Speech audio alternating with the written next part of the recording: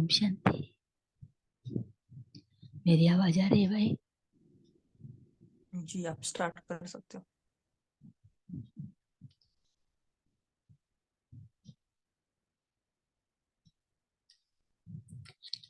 ओम शांति सभी को।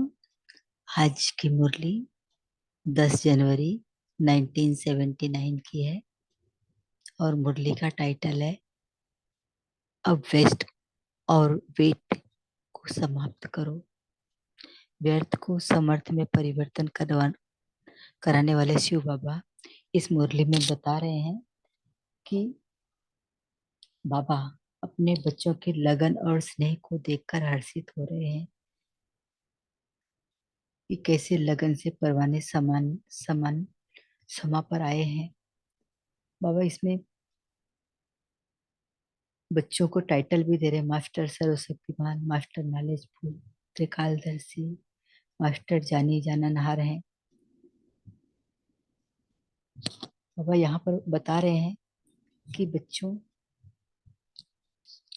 आपको जैसे शरीर से एक्सरसाइज करते हैं ऐसे आत्मा द्वारा भी आत्मा की भी एक्सरसाइज करनी है। अभी अभी कर्मयोगी अर्थात साकारी स्वरूपधारी बनकर सृष्टि का पार्ट बजाना है और फिर अभी अभी आकारी फरिश्ता बन आकारी वतनवासी अव्यक्त रूप का अनुभव करना है। आगे बाबा ने इस मुरली में बताया था कि जो बुद्धि द्वारा कोई भी अशुभ वस्तु का सेवन करना अर्थात धारण करना, इसकी परहेज करो। आज की मुरली में बाबा बता रहे हैं इस मुरली के आगे कि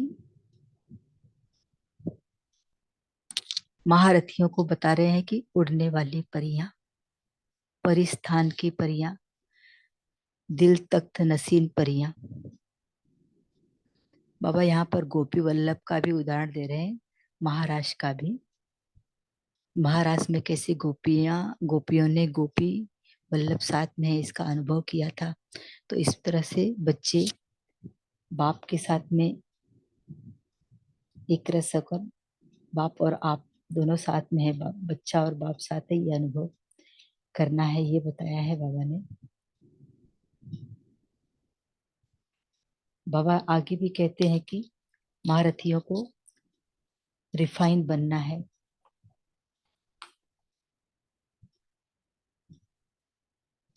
बाबा महारथियों को कहते हैं कि अब ऐसा साधन निकालो और जिससे कि बीमारी में दवाई दी जाती है तो तुरंत बीमारी ठीक हो जाती है। इस तरह से ऐसा साधन दिखाओ कि प्रैक्टिकल में कोई भी परिस्थिति आए और उसमें आप तुरंत सोचा और अनुभव किया, हल्के हो जाओ, उस परिस्थिति से निकल जाओ। बाबा मन का मौन के लिए भी कहते हैं कि मन का मौन हो अर्थात व्यर्थ संकल्प आवे ही नहीं, ये भी मन का मौन है।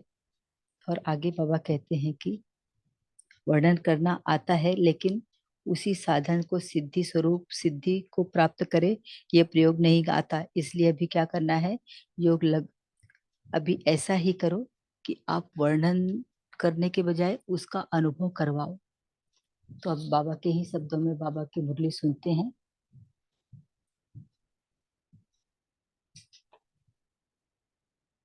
बाबा जी दीदी जी के साथ बातचीत कर रहे हैं। महारथी अर्थात वेटलेस, ऐसे महारथी सदा उड़ने वाली परियों के समान दिखाई देंगे। यह है ज्ञान की परियां। ज्ञान और विज्ञान, इन दोनों पंखों वाली परियों का स्थान परिस्थान है।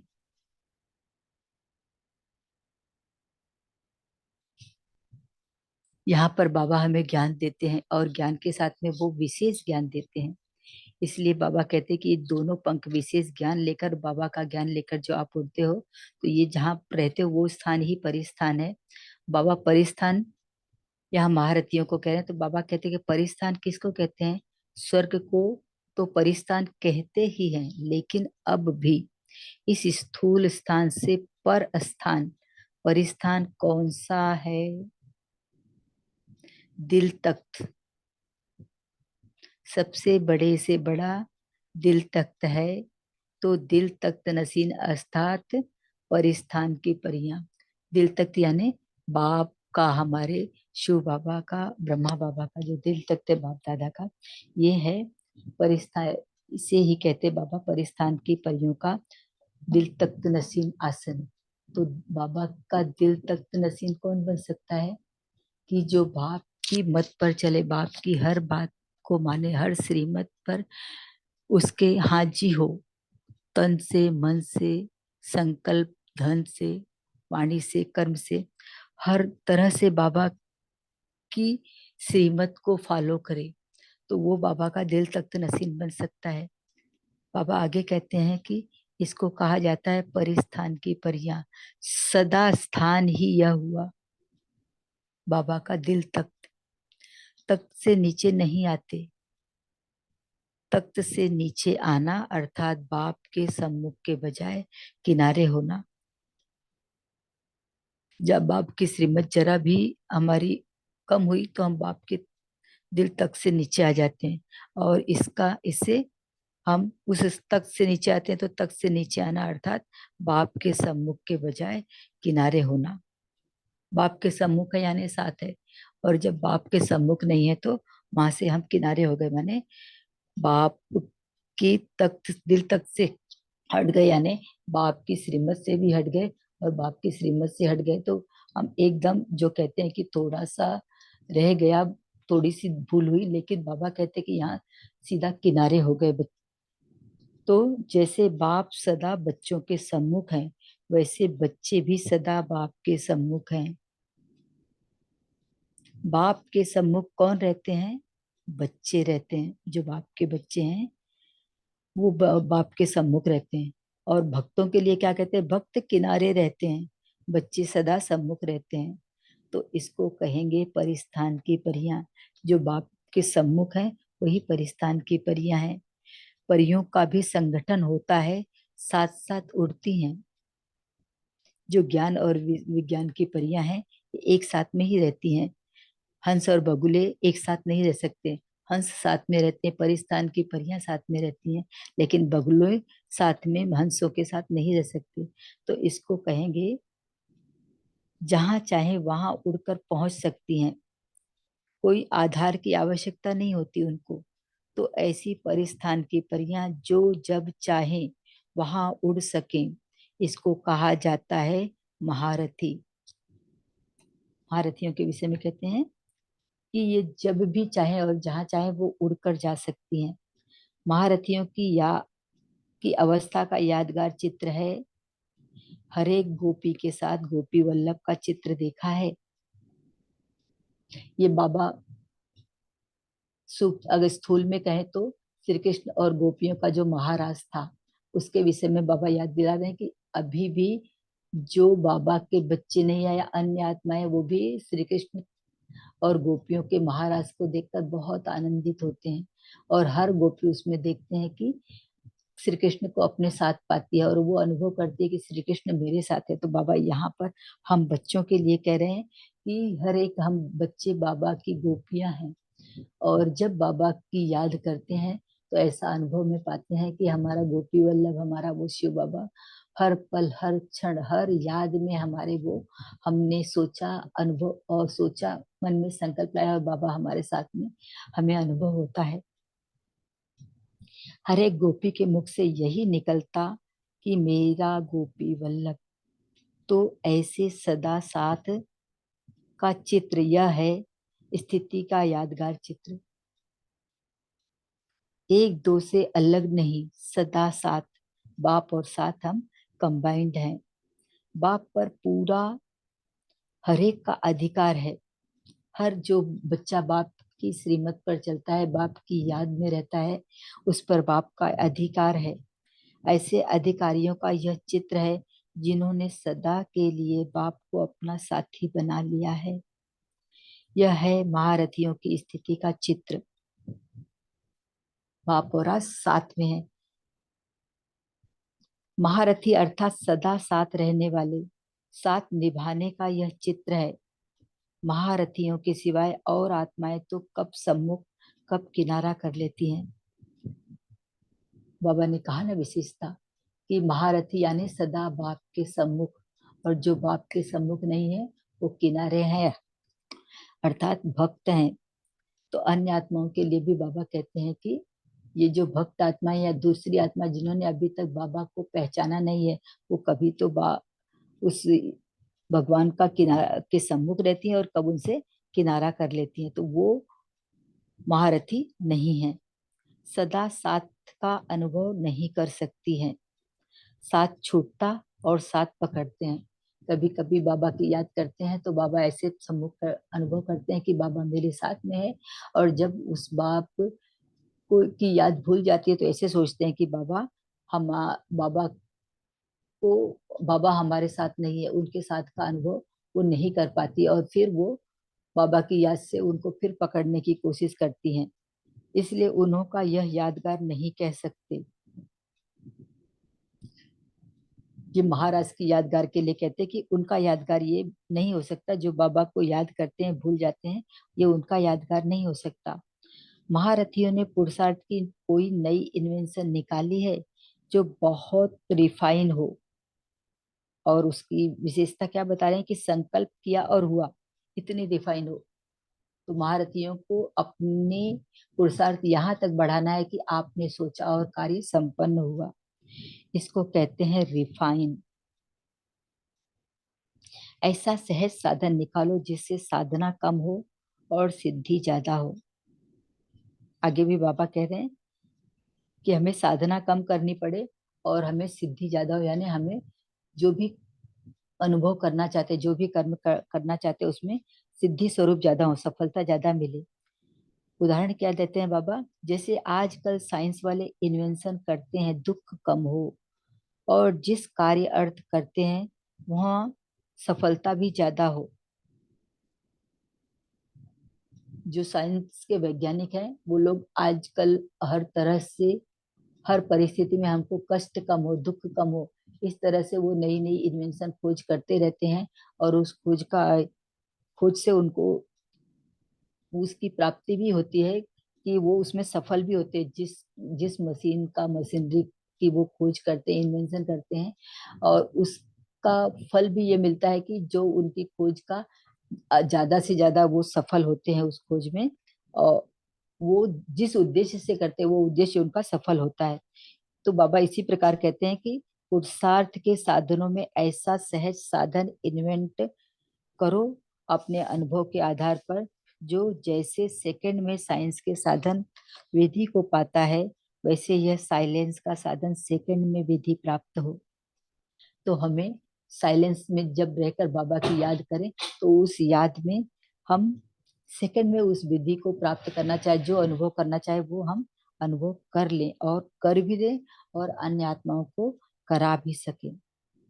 बाप नॉलेज देते हैं जैसे बाप नॉलेज देते हैं, लेकिन जैसे साइंस प्रयोगशालाओं में सब इन्वेंशन प्रैक्टिकल में लाते हैं, ऐसे प्रयोग में तो अब बच्चे लाते हैं।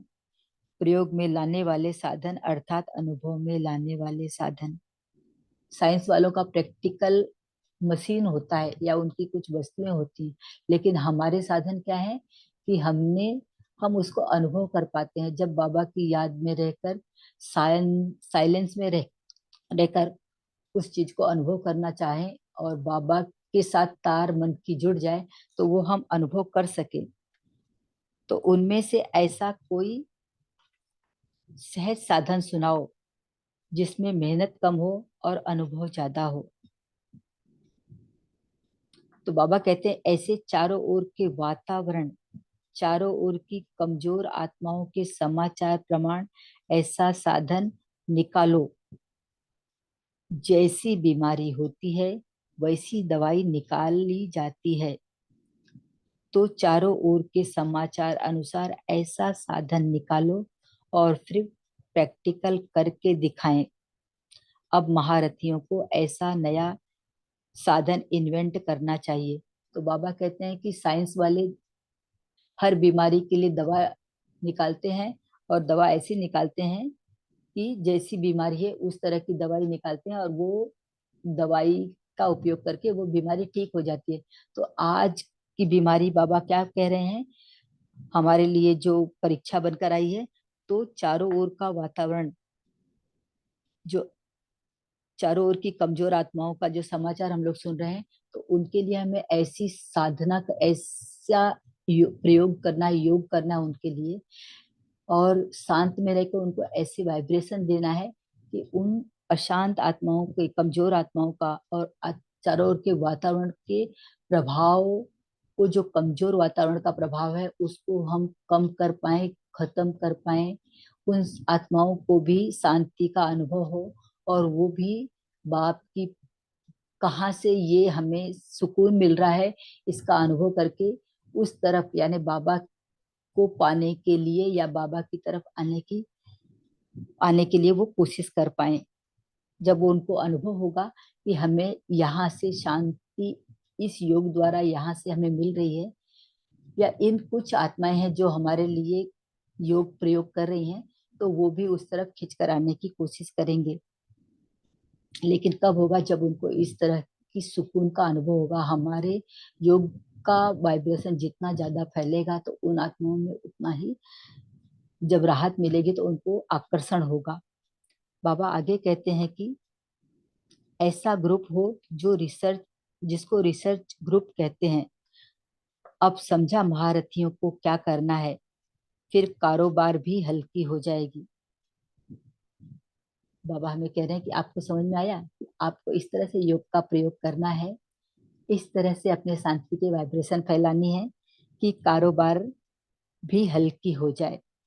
जो वातावरण में इस तरह से नकारात्मकता, कमजोर आत्माओं का समाचार जो आता है वो कम हो जाए, हल्का हो जाए।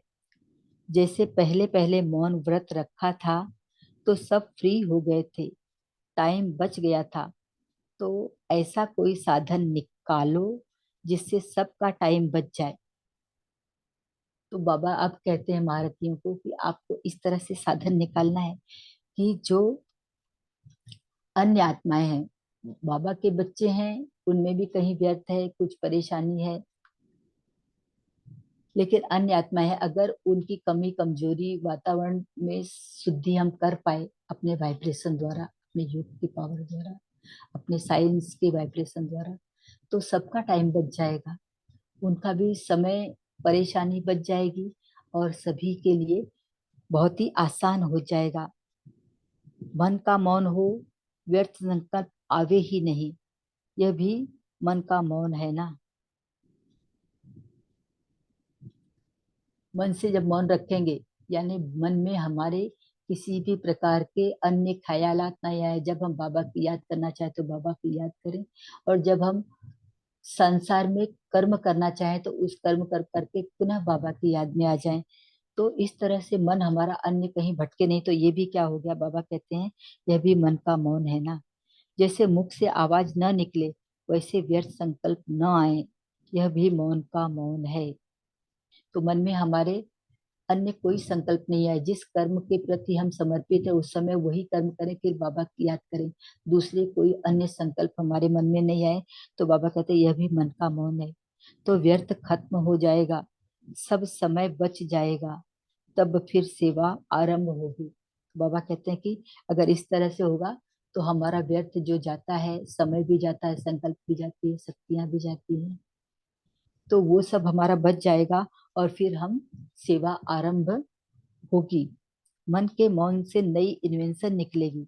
जब मन में अन्य संकल्प नहीं चलेंगे तो जो हमारे संकल्प आएंगे वो सार्थक संकल्प होंगे, समर्थ संकल्प होंगे, और उससे नई इन्वेंशन निकलेगी। जैसे शुरू के मौन से नई रंगत निकली, वैसे इस मन के मौन से नई रंगत होगी। बाबा अपने, जब बाबा साकार में थे उस समय की याद कर रहे हैं कि उस समय जब मौन, बच्चों को मौन धारण करवाया, तो उस समय नई लहर निकली, और उस लहर के द्वारा जो कल्याण हुआ बच्चों का भी, और उस तरह उस समय जो परिस्थितियां थी उनमें भी उन लोगों ने सफलता पाई। तो बाप कहते हैं कि अभी भी वैसी ही नई रंगत, मन के मौन से नई रंगत होगी। तो अभी पहले निमित्त कौन बनेंगे, बाबा पूछते हैं।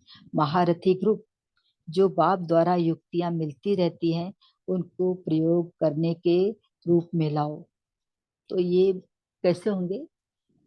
बाबा कहते हैं कि जो बाबा आपको नई नई युक्ति बताते हैं, युक्ति युक्त ढंग से उन युक्तियों को जब हम प्रयोग में लाएंगे तो हम हर परिस्थितियों को पार कर पाएंगे। तो वह रूप देखा सभी को नहीं आती, वर्णन करना आता, लेकिन उसी साधन से सिद्धि को प्राप्त करे वह प्रयोग करना नहीं आता है। तो बाबा जो हमको युक्तियां विधियां बताते हैं वो वर्णन तो बहुत अच्छे से बच्चे कर लेते हैं, बाबा कह रहे हैं, लेकिन उसी साधन को उपयोग करके सिद्धि स्वरूप बन जाना। जो बाबा हमें युक्ति बताकर किस तरह से समस्या पर विजय प्राप्त करें, वो बाबा जो करना चाहते हैं वो अनुभव करवा लेना, अनुभव करना और अन्य को कराना, वो बाबा कह रहे हैं कि वो अभी उसकी कमी है, इसीलिए योग भी नहीं लगता है। तो बाबा कहते हैं ऐसा प्लेन बनाओ जिससे सहज ही विधि प्राप्त हो। बाबा कहते हैं कि अब आप बच्चों, आपको महारथियों ऐसा प्लेन आपको बनाना है कि सहज ही विधि प्राप्त हो। हम सहज तरीका, सरल तरीका कोई ऐसा निकालें जिसका कि लाभ ब्राह्मण परिवार को मिले, आप स्वयं को मिले, और अन्य आत्माएं जिसको इसकी बहुत जरूरत है उनको उससे उनके दुख कम हो पाए, उनका व्यर्थ खत्म हो पाए। अब ऐसा तरीका निकालने के लिए बाबा हमें कह रहे हैं। अच्छा, ओम शांति। सभी 1 मिनट शांति में रहेंगे, इसके बाद जैसा भाई बताएंगे आगे मुरली से शेयर करेंगे मुरली के पॉइंट। ओम शांति। बहन याद पर पढ़ लीजिए। अच्छा भाई।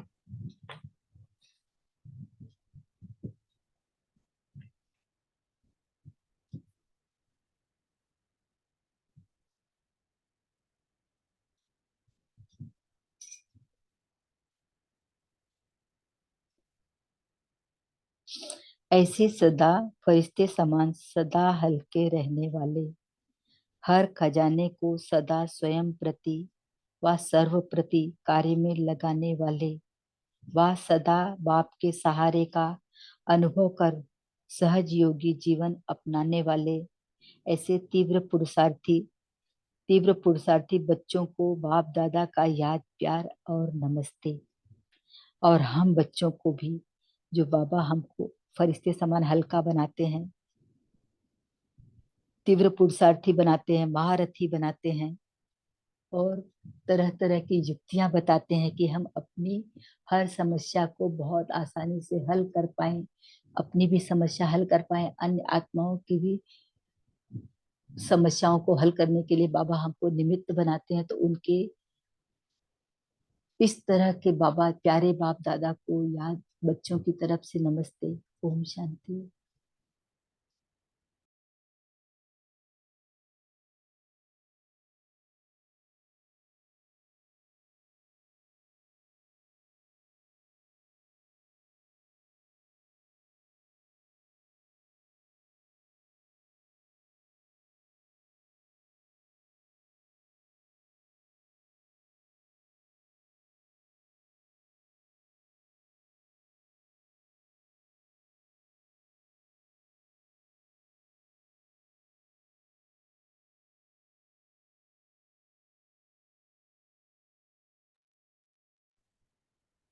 ओम शांति।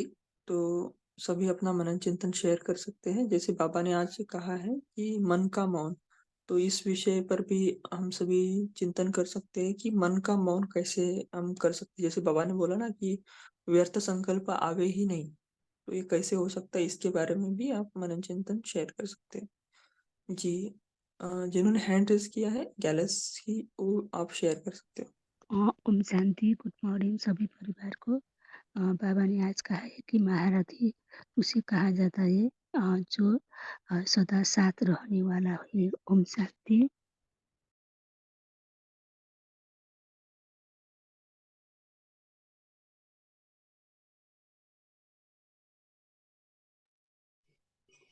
जी, अरुणा बहन आप शेयर कर सकते हो। ओम शांति। जैसे बाबा ने पहले मुरली में भी कहा कि दो तरफ वाले को न मंजिल मिलती न किनारा होता। आज बाबा ने क्या कहा है, तो महारथी अर्थात वेटलेस, ज्ञान और विज्ञान इन दोनों पंखों वाली परिया का स्थान परिस्थान है। स्वर्ग को तो परिस्थान कहते हैं, लेकिन दिल तक तो यह परियों का परिस्थान है। तख्त रस्सी के नीचे परियां नहीं आती है, भक्त किनारे रहते हैं और बच्चे सदा सन्मुख रहते हैं। तो ये भी यादगार अभी भी है कि नंदी शिवलिंग को ही देख रहे हैं, तो इसको कहेंगे परिस्थान की परियां। इनकी विशेषता है परियों की भी संगठन में होता है, साथ साथ उड़ती है, जहाँ चाहो वहां उड़कर पहुंच सकते हैं, कोई का आधार भी आवश्यकता नहीं है। तो इसको कहा जाता है महारथी। इसका यादगार ही है, हर एक गोपियों के साथ गोपी वल्लभ रहता है। ओम शांति।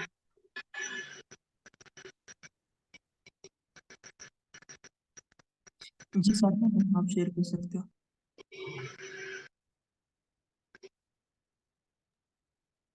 ओम शांति। ये जैसे बताया मैम ने कि हर एक का यादगार, हर एक के साथ गोपी वल्लभ के साथ गोपी का चित्र है। सब लोग डांस कर रहे, परमात्मा मेरे साथ है। तो महारथी मतलब एक सेकंड के लिए भी परमात्मा की याद नहीं छूटती है, वो है साथ रहने वाले। तो और जो जो साथ नहीं रहते हैं वो किनारा कर लेते, वो महारथी नहीं होते हैं। तो और अभी आपने ये जो कहा कि ये मौन व्रत, मन का मौन का मतलब क्या है? मन का मौन हो, व्यर्थ न जाए ऐसा साधन। तो इसके लिए जैसे अगर हम हर समय ये समझे कि हम बाबा के गोद में बैठे हुए, बाबा की वूम में है, बाबा ही मेरे साथ है। बाबा मेरे साथ है मतलब मेरे संकल्प भी बाबा के जो संकल्प है वो मेरे संकल्प है।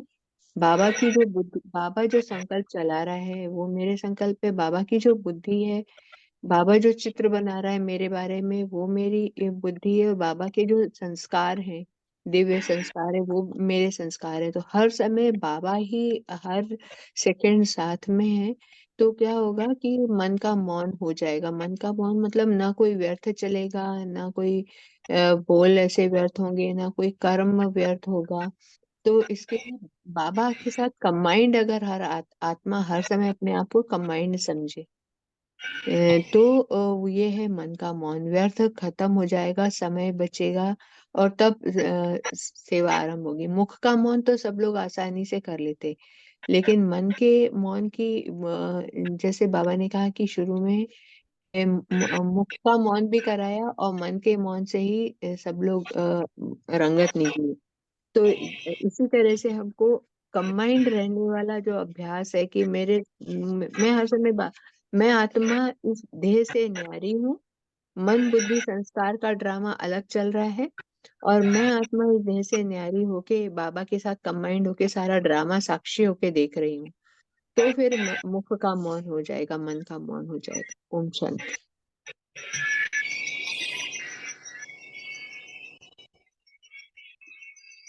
जी नमिता बहन, आप शेयर कर सकते हो।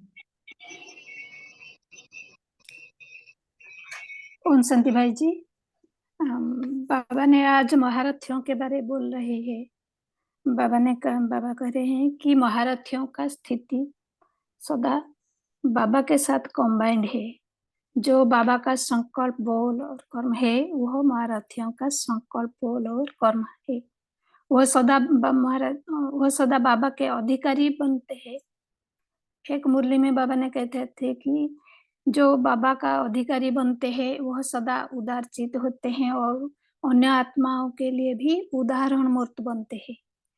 तो जो आत्मा हर कर्म बोल सोच को बाबा का सोच बोल और कर्म समझते हैं, वह सदा बाबा के साथ रहते हैं और साथ का अनुभव भी निभाते हैं।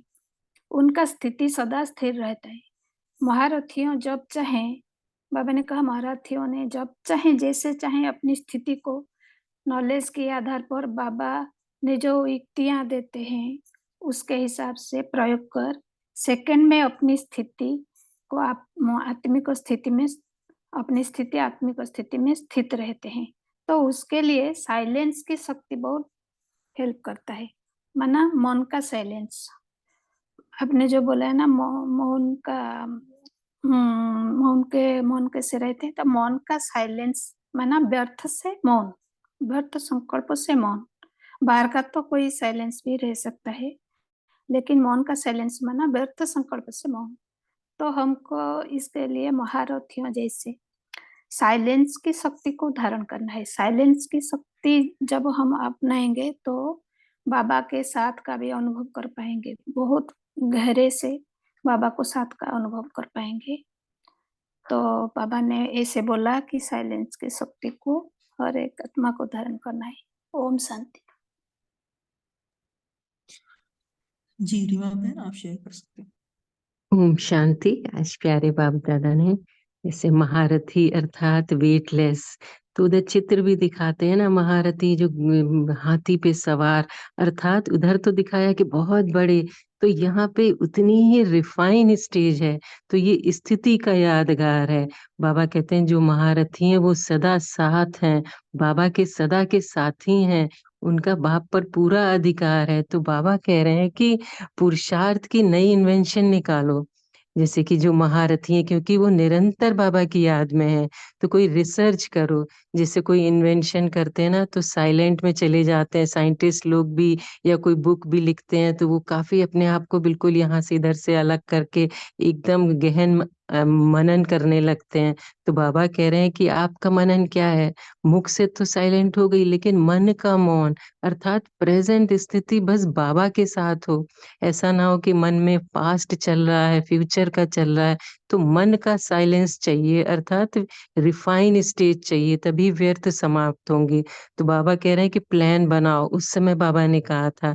तो उसके बाद देखो कितना जो रिसर्चेस निकली हैं, स्पार्क बिंग ज्ञान सरोवर में श्रीकांत भाई जी के, तो वो रिसर्चेस कितना हो रहा है कि अभी संगठन में बैठ के सबको सकाश दी जाती है जो भी मरीज हैं, और एक प्रोजेक्ट भी चल रहा है हिसार में जिंदल हॉस्पिटल का, जिन बच्चों के जो बीमारियां हैं उनके ऊपर सब लोग जुड़ते हैं ग्रुप में, फिर सबको सकाश देते हैं, तो उससे भी रिजल्ट आ रहे हैं। तो सब जैसे अभी हार्ट का डॉक्टर सतीश गुप्ता भाई जी, उनके देखो कि कैसे हार्ट के जो रोगी हैं उसमें भी, क्योंकि मेडिटेशन के थ्रू ही उसमें भी हीलिंग हो रही है। फिर बाबा ने कई बार ये भी कहा कि सोशल विंग के जो लोग हैं, तो सोशल विंग वालों के भी, बाहर वाले तो सोशल सर्विस करते हैं, कपड़ा बांटते हैं, सामान बांटते हैं, लेकिन आप क्या, आप उनको सच्ची शांति का अनुभव कराओ, संतुष्टता का अनुभव कराओ। तो इसीलिए बाबा कहते हैं कि जितना अंतर्मुखता के कमरे में बैठ के रिसर्च करेंगे उतना अच्छे से अच्छी टचिंग होगी। तो अपने मन को जब बिल्कुल व्यर्थ से मुक्त कर देंगे, अर्थात निरंतर बाबा की याद, तो आपको बाबा से टचिंग होगी और आप नई नई सेवा के साधन, नई नई इन्वेंशन निकलेंगी। ओम शांति।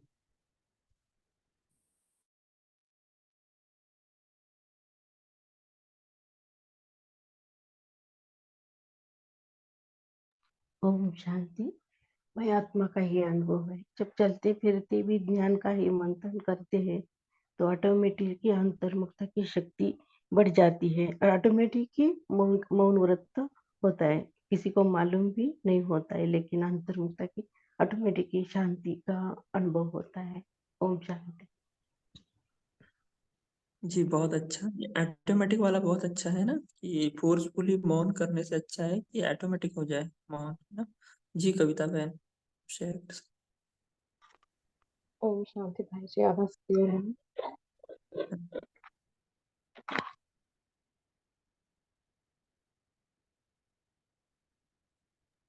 ओम शांति। जी कविता बहन, आप शेयर कर सकते हाँ, तो आज जैसे प्रश्न था कि मन का मौन, तो मन का काम क्या है? संकल्प रचना। तो मन को हम स्टॉप नहीं कर सकते संकल्पों से रचने के लिए, मगर यहाँ इन शॉर्ट एंड स्वीट यही है कि मन का मौन यही है, मन मना भाव। माने जो भी संकल्प चले वो संकल्प ऐसे हों जैसे बाबा के हों। बाबा जिस तरह से हमको देखता है, बाबा जिस तरह से सोचता है, भले ये तो फैक्ट है कि बाबा सोचता है, मगर जिस तरह से दृष्टि बाबा रखता है हर चीज में, उसी तरह हमको देखना। माने मौन अर्थात यही कि मन जो है वही संकल्प रचे जो बाप समान हो।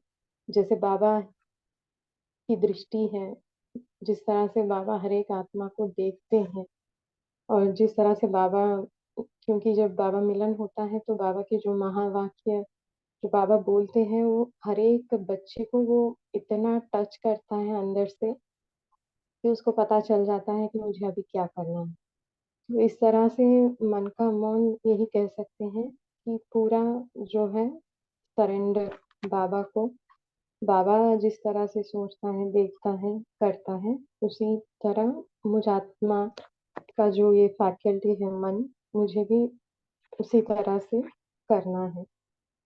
माने उसको जो डायरेक्शन है वो सिर्फ बाबा की तरफ ही हो, किसी और तरफ ना हो।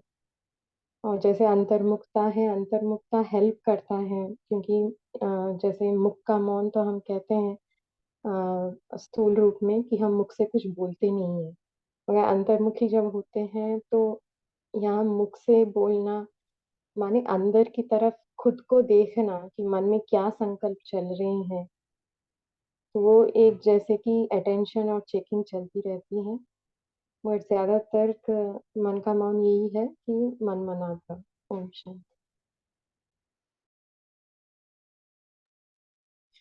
जी अजय भाई जी, आप शेयर कर सकते हैं। ओम शांति। जैसे हम आत्माएं परमधाम में रहती है तो वहाँ पर मन का एकदम मौन रहता है, और जब हम नीचे उतरते हैं तो सतयुग त्रेता तक भी हम बहुत समर संकल्पों में रहते हैं। हमारा मन तो हम अंदर से भरपूर रहते हैं, तो मन की भटकन नहीं रहती है।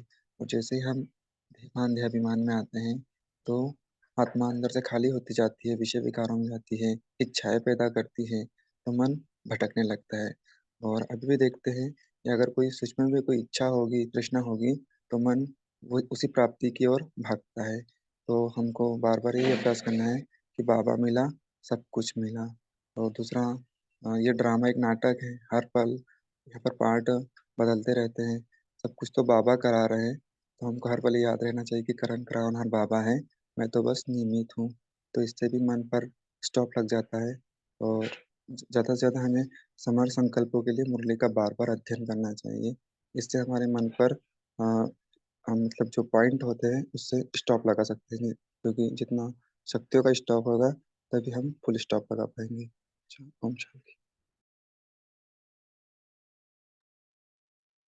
जी, ये करण करावनहार की स्मृति बहुत अच्छी है ना, कि अभी कुछ दिन पहले एक वरदान में भी आया था ना, वरदान या स्लोगन में आया था कि अगर करण करावनहार की स्मृति है तो सब कुछ बाबा ही करा रहा है, तो हमारे ऊपर कोई बोझ नहीं है, तो माया चांस नहीं ले सकती है ना। नहीं तो हम कोई भी जिम्मेवारी ले लेते हैं और उसमें फिर माया अटैक कर देती है हमारे ऊपर।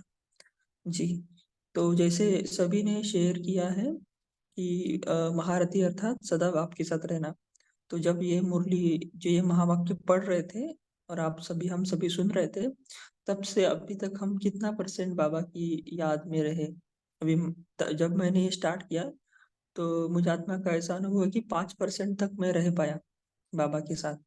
तो आप भी शेयर कर सकते कि आप रह पाए या नहीं है, या हम सिर्फ पॉइंट ही शेयर कर रहे हैं, है ना, क्योंकि प्रैक्टिकल में भी होना चाहिए ना।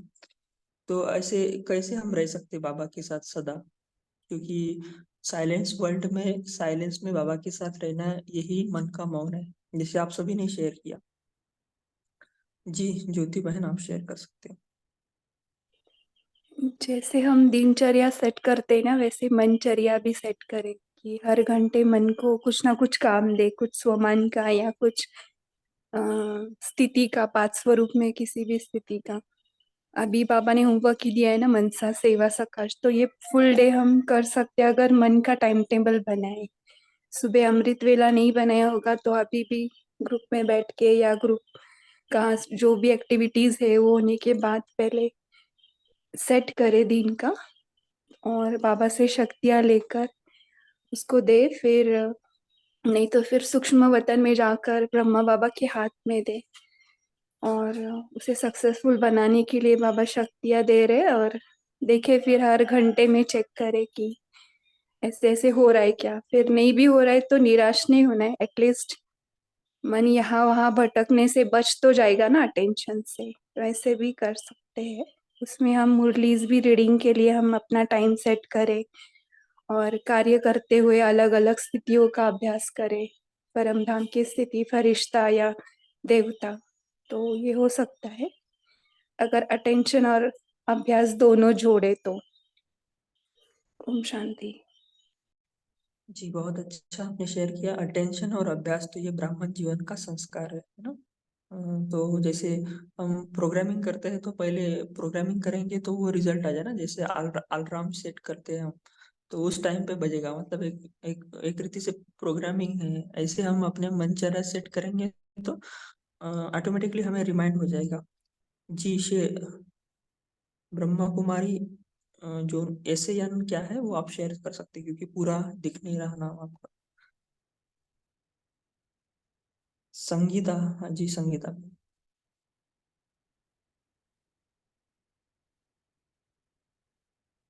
जी संगीता बहन, आप शेयर कर सकते हो।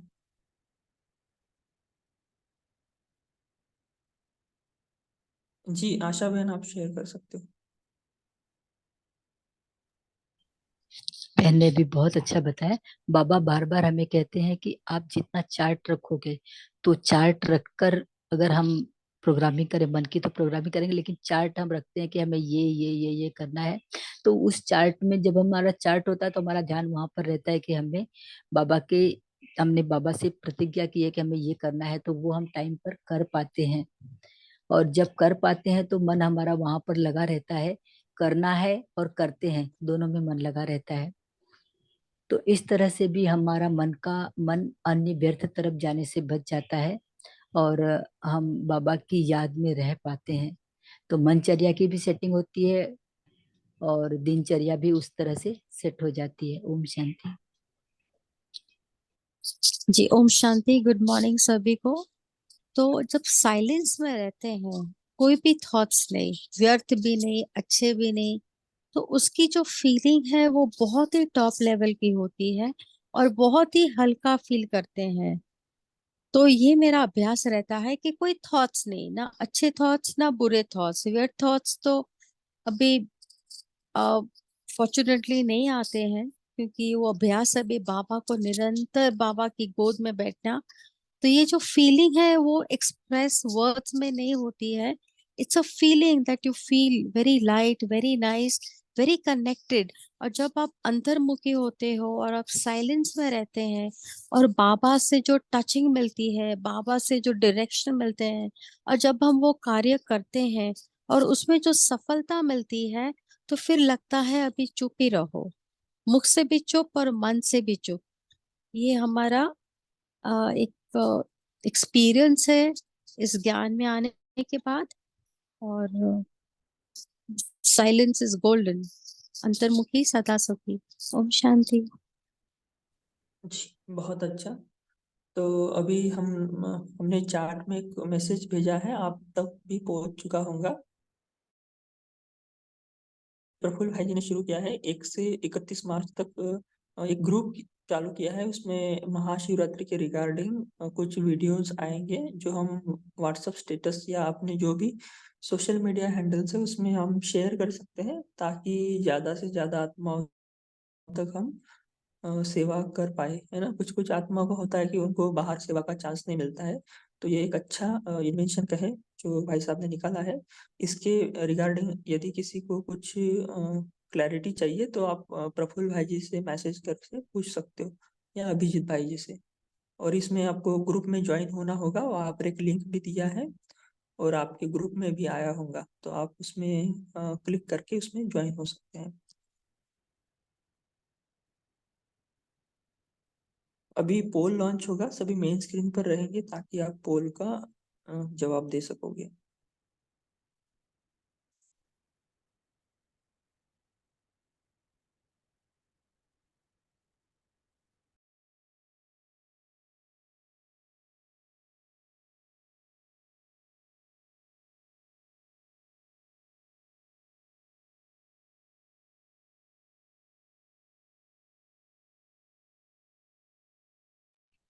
ये जो पोल है ये लास्ट बाबा मिलन में बाबा ने जो बताया था ना मनसा सेवा के बारे में, उसके ऊपर है।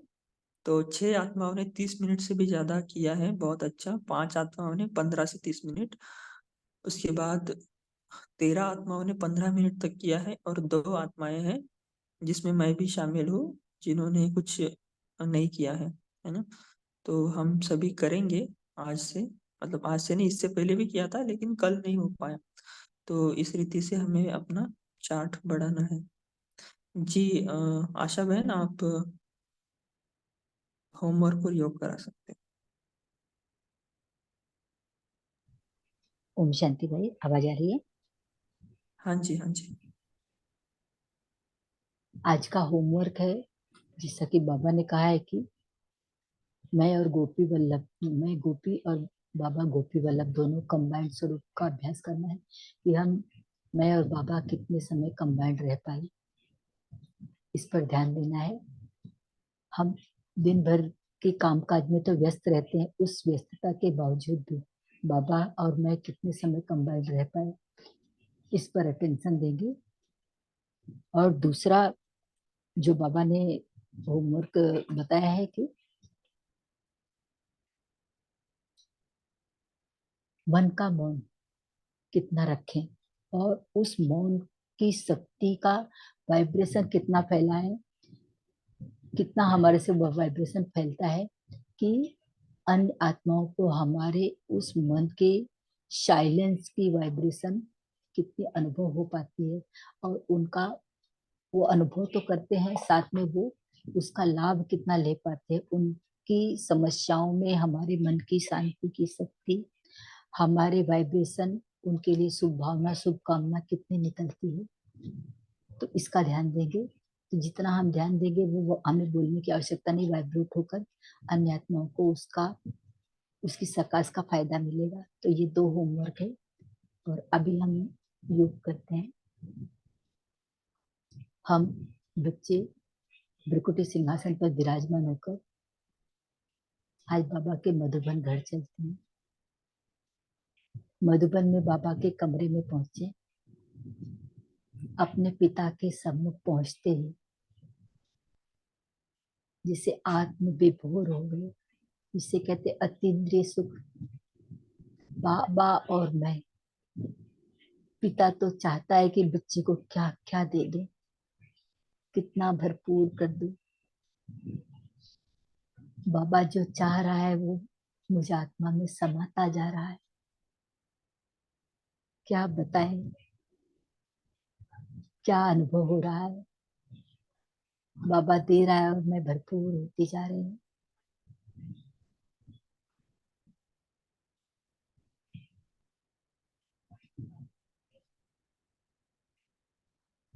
बाबा की उन शक्तियों से जैसे कमी कमजोरी थी, इसका एहसास ही खत्म हो जाता है। ऐसे लगता है कि मैं भरपूर, तृप्त, आनंदित, संपन्न।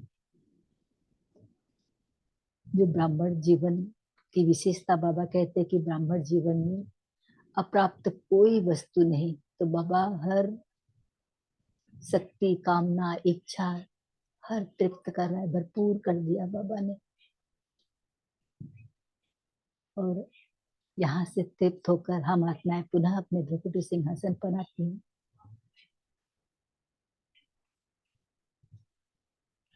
ओम शांति।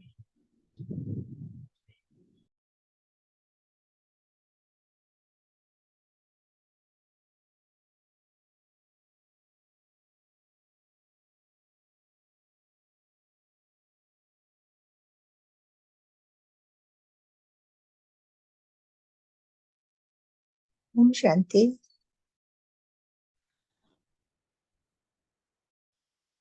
शुक्रिया बाबा, शुक्रिया सभी बहन भाइयों का। ओम शांति। ओम शांति। ओम शांति। धन्यवाद बाबा। शांति बाबा, श्री मारुति नेक्स्ट बाबा। Good day everyone. शुक्रिया बाबा। शुक्रिया बाबा आपका। शुक्रिया।